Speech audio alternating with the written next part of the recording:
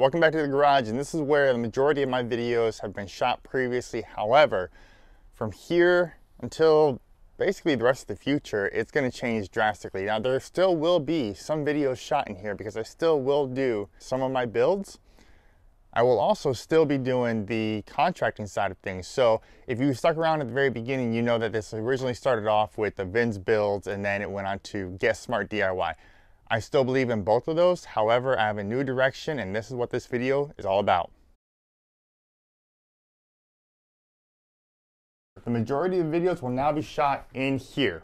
There's a couple of reasons. Number one, obviously this is kind of like a little bit of a studio, which I think is better for us having talking points. However, the main reason is because if this beanie is any indicator, I have cancer and it's given me a whole different outlook on life.